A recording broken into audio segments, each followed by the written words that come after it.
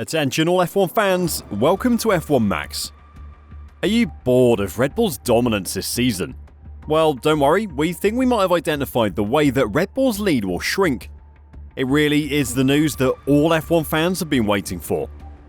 So let's take a look at the lead that Red Bull have over the rest of the grid, as well as the ways in which their lead could shrink moving forwards. Let's get into the video. This season, Red Bull have made the racing pretty boring so far.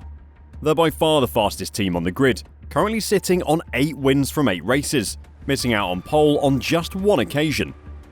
Max Verstappen has won 6 of the first 8 races as he cruises towards his 3rd world title.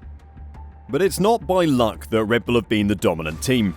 They don't just have the fastest car this season, they have one of the fastest cars F1 has ever seen. The gap between Red Bull and the rest of the grid is massive, even at tracks where the team don't think they'll be dominant.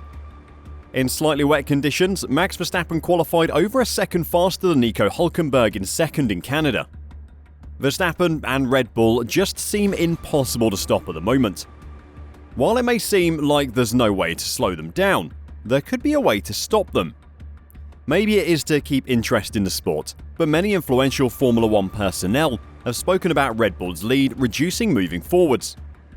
Nikolas Tombazis is the director of single-seaters at the FIA, and he has discussed the future of the sport. In an interview with Corriere della Sera, Tombazis said, "Behind Red Bull, it is all very close together. It'll be a matter of time until we achieve our goals. Everyone is now working towards their technical direction, even Ferrari and Mercedes. It is true that Ferrari and Mercedes are working on getting closer to the team at the lead. You have to think it won't take long for either team to figure out what Red Bull are doing and make changes to their own cars." There has been another interesting idea on how to shrink Red Bull's lead, as well as make the racing as a whole a lot more interesting. One of the most interesting parts of the interview which Tombazis gave was regarding one way to reduce the lead that Red Bull have been able to get over the rest of the grid. He believes that the secret lies in getting rid of the drag reduction system. Now I know what you're thinking. Why would you get rid of DRS when the goal is to catch up to Red Bull? Well, let's take a look at exactly what Tombazis said. In the interview, Tombazis said, "We hope to see hard-fought world championships again, like in 2021. But you can't artificially create something like that. The incredible title race of 2021 seems a very long time ago. This season brought a huge amount of fans to the sport, so the title races of the following years have been pretty disappointing." In addition to his comments about the title race, the FIA director spoke about something a lot of fans have been talking about for a while: whether the sport should be considering getting rid of DRS. When speaking about DRS, he said, "In an ideal world, we would abolish it. But that is not possible in the short term. Overtaking would be very difficult. It would be a big risk for the sport." He's not the only person to call for DRS to be removed. Formula F1 driver Jan Lammers is clearly frustrated with DRS and wants the sport to completely get rid of it. Lammers said, "DRS I think is wrong. I think it's a great era to abolish DRS altogether. Then drivers have to find another way to overtake each other. We saw Oscar Piastri on Sunday overtaking Lando Norris in a beautiful and creative way." Lammers added, "If you do that once, others will also be told you can overtake there." Lammers spoke about opinions on abolishing DRS, saying, "The people who have switched since the arrival of Max Verstappen, they don't know any better. Then people say, how do you overtake then? Think about that for a moment. That's the trick. Abolish the DRS and figure out how to overtake." Modern F1 fans might not realise this, but DRS has only been a part of Formula 1 since 2011. There was actually a time where DRS was not in the sport and cars could overtake without the use of the drag reduction system. It was brought in, however, to encourage overtaking, especially on straights where overtaking was particularly difficult. It gives chasing cars a little bit of a speed advantage, which helps them overtake the cars in front whenever they get into DRS range. This has certainly helped overtaking in Formula 1. When anyone has proposed getting rid of DRS, there tends to be 2 main reasons for getting rid of the movable rear wings on the cars. The main one is quite often, DRS makes overtaking much too easy. Particularly with dominant cars like the Red Bull, overtaking is a breeze with DRS. Cars can get the moves done long before reaching the corner, and it makes it a little bit boring to watch. DRS might have brought in more overtakes, but there are certainly fewer exciting overtakes. Cars going side by side into a corner seem to be a thing of the past, as DRS makes overtaking on the straight much easier. The more common problem tends to happen slightly further back in the field.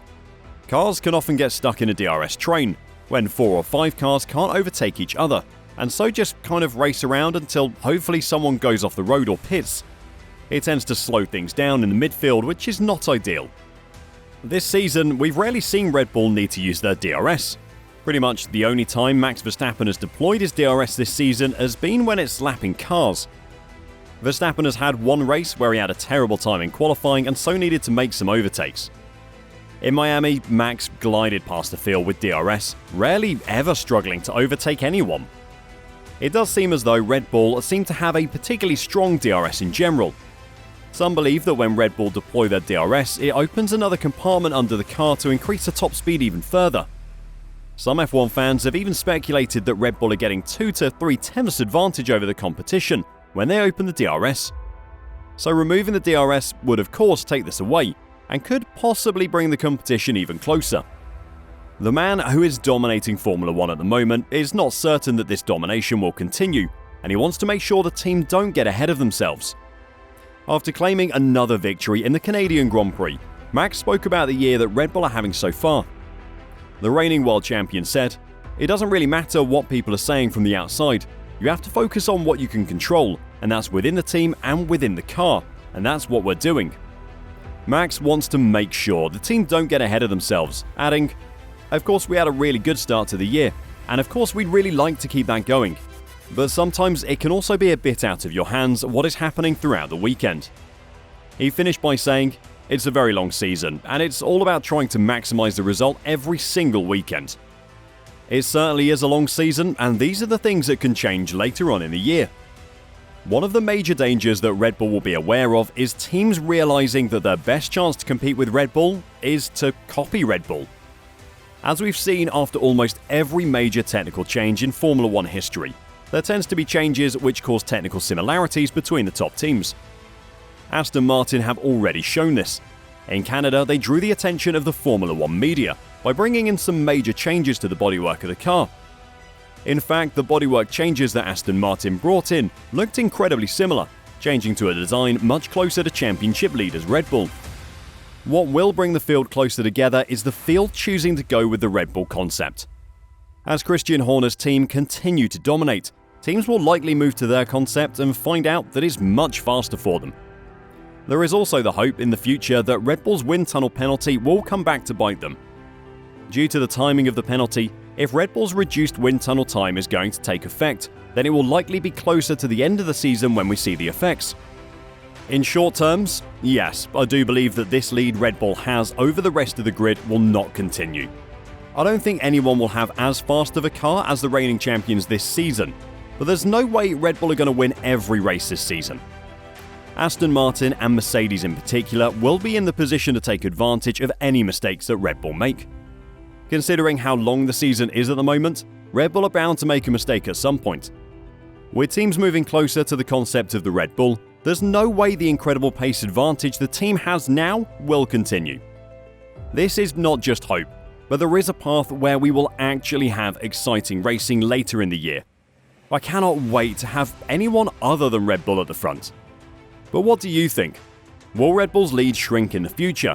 What do you think about DRS? Does it need to be removed from Formula 1 to make the racing more exciting again? Why not put your thoughts in the comments down below?